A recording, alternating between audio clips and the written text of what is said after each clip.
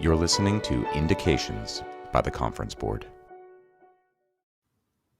Hello, my name is Margaret Murphy, Webcast Manager at the Conference Board Europe. And it's a pleasure to welcome you to this edition of Indications podcast, a series brought to you by the Conference Board. Indications is a public podcast featuring our global roster of thought leaders, ranging from economic growth and competitiveness to human capital, governance, sustainability, and beyond.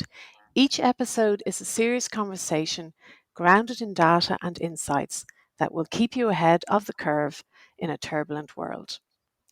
Today, I will be sitting down with our Senior Economist, Ilaria Maselli, to discuss the latest data on consumer confidence in Europe and the key findings for the second quarter. The Conference Board Global Consumer Confidence Survey is conducted in collaboration with Nielsen. It takes the temperature of consumers in over 68 markets around the world, including how, what, and where they intend to spend in the months ahead, with an online survey of more than 33,000 households. Good morning, Ilaria, and welcome. I hope you're managing to stay cool with the soaring temperatures we're experiencing here in Belgium. Hello, Margaret. I'm doing my best not to fry my brains. Good. Okay, can I ask you to give us a quick overview of the results, please? Sure. Let's start with the main numbers. So, consumer confidence in Q2 in Europe is 74, and this is down from 88 in Q1. And just to remind everybody, a figure lower than 100 means that there are more negative than positive views. Now, this decline in Q2 was the largest quarterly decline in the history of the series for Europe, and it was driven down by record pessimism about job prospects over the next 12 months. Though I have to say that the trough could have been larger because if I look at the data, confidence right now it's still a little bit higher than after the sovereign debt crisis in 2013.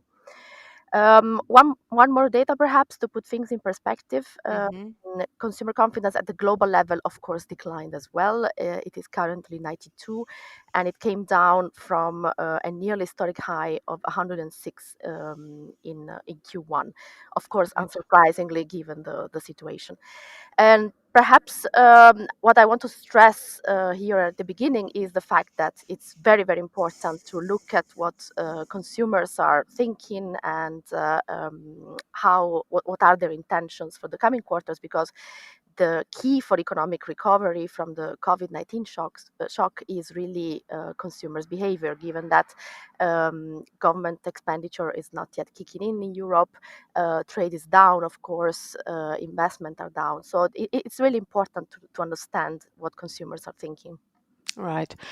Is the decline, Ilaria, in confidence due to the lockdown?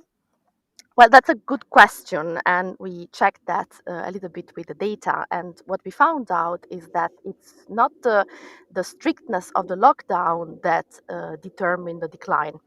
There are some data collected by the University of Oxford. They created a stringency index for many countries where they measure the stringency of the lockdown. And we checked the correlation of the current decline in consumer confidence and the correlation with the stringency index, and we didn't find a particularly strong relationship.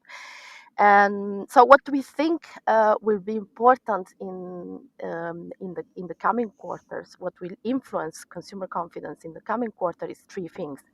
One, of course, is the spread of the virus itself, the dynamic of the pandemic. The second one is actually trust in government, because we found that there is a relationship between the decline and trust in government, which is measured by, there is an indicator of the World Bank that measures that. So we found that the decline was lower where trust in government was higher. And then the third thing that will determine a possible recovery in consumer confidence is, of course, the outlook for jobs and of course, household incomes. One thing that is interesting that I noticed, our indicator is quarterly, and it's useful, of course, to complement that with monthly indicators. For example, in Europe, the European Commission runs a monthly consumer confidence. And what happened, and that of course we couldn't capture with the quarterly index, is that there was an increase in consumer confidence, of course, in June, but then it moved kind of sideways in Right. July. Yeah. Yeah. Okay. Interesting. Let's talk about jobs then. I understand the outlook for the labor market is key. Right. Well, the first, perhaps interesting piece of information is that 3/4 of European consumers indicated that job prospects were not so good or bad in Q2, compared to 50% in Q1. And this deterioration in the sentiment about jobs was even more severe for the euro area. So the Europe is a bigger region than the euro area for this indicator. Mm-hmm. Now, there is something strange, of course, that you might capture, and that's the fact that this concern is very severe. Even though, if you look at unemployment rate in Europe, it has basically barely moved compared to the pre-pandemic time. So, compared, let's say, to February. Mm-hmm. Especially if you look at the U.S., where there's been a massive and sudden increase in unemployment. We're talking about double digit in the space of a couple of months.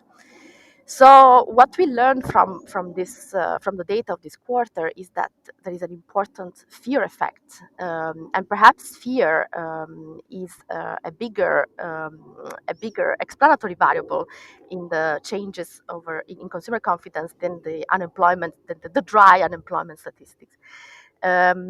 So as of now, income was not so affected. The income of households was not so affected in Europe because there was not much change in unemployment statistics, and because there were all the furlough schemes that Yeah. supported household incomes. But yet the decline in confidence was substantial, and what actually households interviewed reported is that they are increasing their efforts to save as a precaution. So I think the let's say the moment of truth will come in the next couple of quarters, because the furlough schemes, depending on the country, will come to an end. Let's say between the end of this year and the beginning of next year, and so that's when the actual impact on jobs and income will really happen. This is really when the impact of the COVID shock will be visible in the labor market. And just to give you a rough figure, we expect unemployment to increase between the end of this year and the beginning of next year in the range of reaching in something in the range of 11% in Italy and France, and something like 7-6% in Germany and the UK. Right. We'll just have to wait and see how that pans out. Laurie, moving then into the Euro region, do you expect differences in the recovery across the countries?